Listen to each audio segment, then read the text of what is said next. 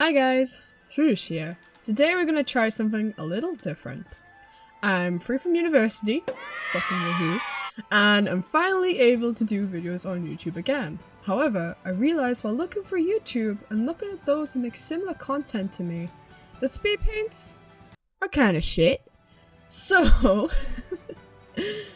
especially if you're like me and have like one attention brain cell, they don't really keep people engaged, so I thought while playing Okami on the Switch, well, I like Okami, and it got remastered on Switch, so why not make a video review about it? It'll probably be good for me to point out before I go into this that this is the first time I've ever made a video review. So I'll try my best not to spoil anything story-wise and make an eloquent enough review. So with that out of the way, let's get on with the speed paint? The review paint. The speed review! Oh, I like that. Let's go with that! Oh, and forgotten to mention, I'm not a very formal person, so this isn't going to be a very serious review. So if you don't like that, then like maybe you should just stop watching, because I am the clown. I'm the entire circus. Okay? Okami is a game that was released for the PlayStation 2 in 2006 for Japan and Northern America, and in 2007 for Europe and Australia. The game recently was remastered onto the Nintendo Switch in HD. This action-adventure game was developed by Clover Studio, a small development house under Capcom who published the game.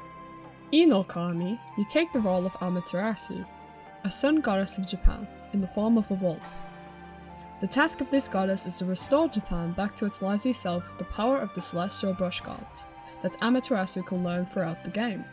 She can use these to defeat the monsters and other evils that pollute the world. On Amaterasu's journey, she and Isun, the spunky, wandering artist who accompanies her to see all of the celestial brush techniques. I know your secrets, Isun. Go off to save Japan and restore the people's hopes in the gods. As Amaterasu is a goddess, it's important to help the people of Japan, as more good deeds that are done, the stronger our wolf goddess becomes as more people believe in her presence. It might be quite obvious, but Okami is based on Japanese folklore and mythology, and it makes a lot of references to monsters, gods, and spirits. The main arc of the plot focuses on the return of the 8-headed gigantic dragon called Orochi, whose main goal is to ravage the land of Nippon, also known as Japan. With the return of the monsters after 100 years, the sun goddess Amaterasu awakens from her 100-year slumber to stop the end of the world. With the twists and thrills throughout the story, the game also provides contemporary humor and drama with its Japanese antiquity. And I mean, with characters like Isun simping over nearly every attractive character in the game, and having Susanoo, who is an absolute fucking himbo, How could you not like these characters, you know? What is wrong with you? I mean, Ami as well. Do you not like fucking wolves? Are you a monster? Disgusting! But in all seriousness, the characters are really good. And, you know, you'll find them funny. What makes this open world experience more enjoyable is its amazing graphics that really set Okami as a game apart. I would say for me personally, this is the most memorable experience of the game, as it gave characters and environments such humorous and refined personality. The game's UI links with its themes of folklore and fantasy too, with its menus, text boxes, and storytelling appearing in scrolls. It is like the game is being told to us as an old Japanese fable, which really adds to the traditional feeling of the game. The art is inspired by ukiyo-e style, a style famous for its watercolor woodblock paintings in the 17th century Japan. However, before they hit this inspiration, Clover was planning to render Okami in a photorealistic 3D style. Though this change to ink-wash art style is due to the PS2's hardware, which had limitations for rendering photorealistic 3D graphics. Clover also believed that the colorful ink-wash style called sumie was a better fit for Amaterasu's association to restoring nature. For a better understanding, sumie style roots from East Asia and left artist canvases crafted with bold and confident brushstrokes of ink, which Clover clearly put as inspiration in their work, as Ami's line art follows the same kind of bold, inky lines. The shell shading in Okami accommodated the Sumie style well, and ties thematically to Okami's Japanese folklore and Shintoism influence. The time Okami was released was relevant for its art style's development. In the 2000s, a large number of games had a shell-shaded style to its graphics. This 3D rendering technique produced 3D character models and environments that had the appeal of 2D, similar to 2D cartoons or comic books. The most famous example of this is The Legend of Zelda: The Wind Waker. Wind Waker's shell shading had been used well, but Okami in its design was more creative of how it was used. Please don't kill me for saying that. I just really like Okami. I hope I don't get mobbed by Legend of the Zelda fans. Please don't kill me. With its shell-shaded style on Switch now in 1080, the game looks better than ever, and the flourish in nature Ami leaves in her wake becomes even more mesmerizing. Please don't kill me, Legend of Zelda fans, I'm sorry. And you know, the graphics aren't the only thing traditional about this game. The soundtrack's historical authenticity is backed by the use of Japanese instruments such as the biwa, shaimen, and koto. The music really helps you get more immersed in the game as it catches the atmosphere of not only the events in the game, but makes the player feel like they are in Japan of the past. The game's combat is accomplished with the Celestial Brush, which allows Amaterasu to freeze time and draw her way to victory. You can use the motion controls, control stick, and the touchscreen on the Switch's handheld mode, which allows the player to manipulate the brush to defeat enemies in interesting ways. The Switch's handheld mode is perfect for this game. I played mostly in handheld for the touchscreen controls as they work really well with this game's Celestial Brush uses. Compared to playing Okami on the Wii with its motion controls, the Switch has more sensitive and accurate input, which makes the game less frustrating to play.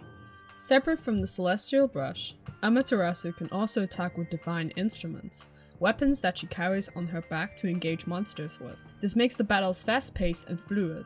With such a great battle system, Okami focuses heavily on its combat. This isn't surprising, as the game is a creation of Platinum Games developer Hideki Kamiya, who was a part of Clover Studios and is well known for games like Devil May Cry and Bayonetta. A downside to this combat is that the enemies can be defeated quite quickly, and the battles are very short.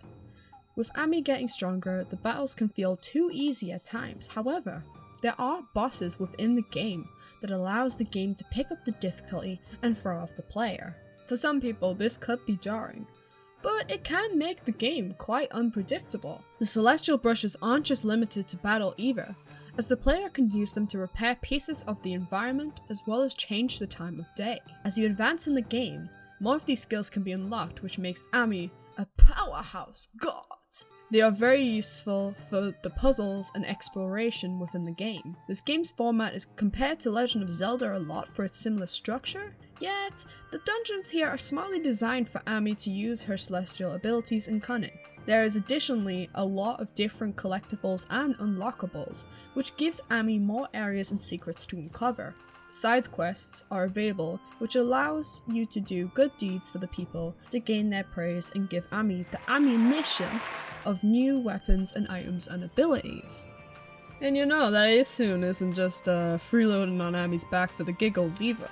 He can offer the player support by telling the player where to go, how to use the Celestial Brush abilities, and offering hints for puzzles.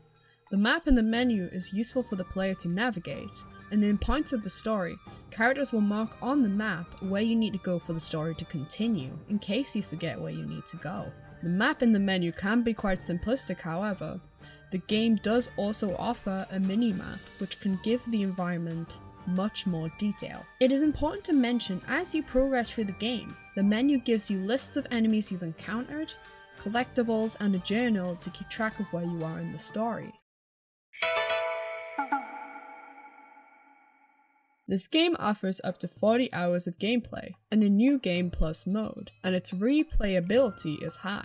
The collectibles and the story make the game appealing to play a second time, especially if you didn't get all the collectibles and if you are, like me, a huge completionist. The characters and the art are just so charming that if you played Okami on an older console, you would want to see how its assets look in HD.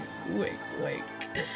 I'm sorry, poor joke. With the game being on Switch now, it is so much more accessible to new fans of the series who may have never heard of this game because of its not so excellent sales on PS2 and on other consoles. So in conclusion, this game is worth the buy on Switch for its HD facelift, its compelling story and funny characters. Okami verges between being a video game and being art, and you definitely owe it to yourself to enjoy Okami either for the first time or again. Thank you guys for watching my video. I hope my review is interesting enough to listen to, and if so, leave a comment. I might make more within the future because it's pretty fun to make, you know? See you next time!